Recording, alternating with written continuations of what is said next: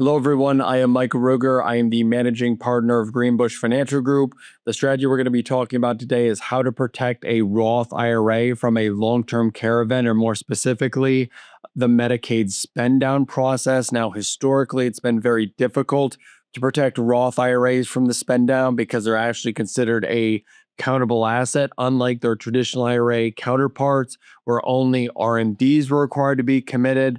The Roth IRA historically does not have RMDs, so they're required to be spent fully down as part of the Medicaid application process.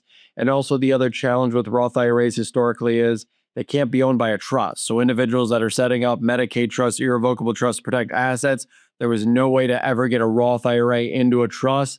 But now, thanks to new strategies that are being employed by our friends in the trust and estate arena, there are some new ways that we could potentially protect Roth IRAs from the Medicaid spend-down process. As I mentioned in the intro, one of the main obstacles to protecting a Roth IRA from a long-term care event is Roth IRAs cannot be put into a trust. They can only be owned by individuals. So when individuals go to set up irrevocable trusts or Medicaid trusts to own brokerage accounts, real estate, cash accounts like IRAs, both traditional and Roth, it was never an option to move them into a trust, and that is still true today. One of the advantages Roth IRAs have always had over traditional IRAs in the accumulation world is there is no RMD requirement for Roth IRAs or requirement of distribution. So in traditional IRA world or pre-tax retirement dollar world, once you hit those certain ages, the IRS requires you to start taking distributions out of the account and pay tax on it. So anyone who's born after 1960, right now the start age is 75. But for Roth IRAs, if you had a Roth IRA, at no point does the IRS require to start taking those mandatory distributions. Now, that was always looked at as an advantage.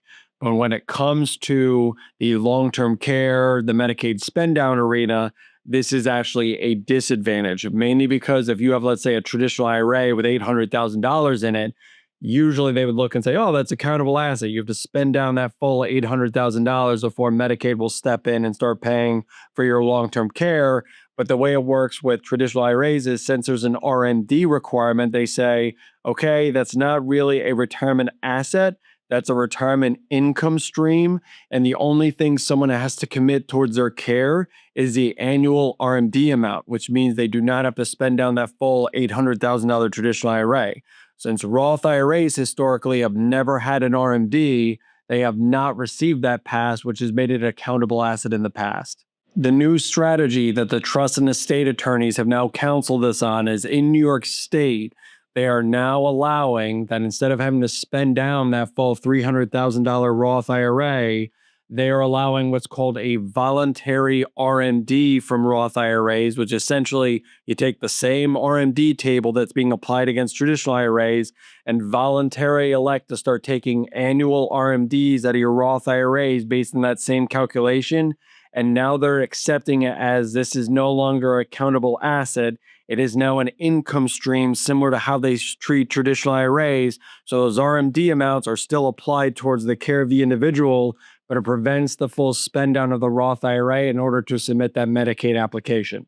This is a super welcome change to this kind of trust and estate planning arena because we have more and more clients that are taking advantage of these Roth conversions in retirement, because by doing Roth conversions in retirement, retirees can take advantage of their lower tax bracket. By converting money from a traditional IRA to a Roth IRA, they're reducing their future RMD requirements.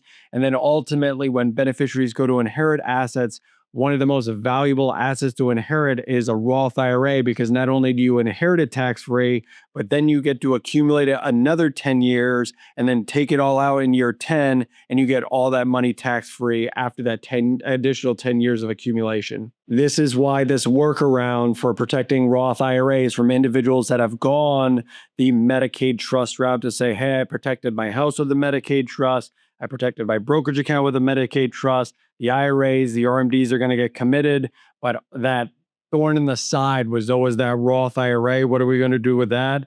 Now in New York, we have a solution. And I keep saying New York because Medicaid rules vary state by state. This is something that seems to be accepted in New York. If you live in a different state, it may or may not, depending on the Medicaid rules that in the state that you reside in. Also, a quick disclosure on this video, I am not a trust and estate attorney. I'm a certified financial planner. So this is information I've gathered from just consulting with trust and estate attorneys, working with clients that have gone through this Medicaid application process as part of the spend down for these long-term care events. If you need legal advice, please reach out to an actual attorney. I hope this information was helpful. If you have any questions, please feel free to reach out to me at greenbushfinancial.com. Thank you.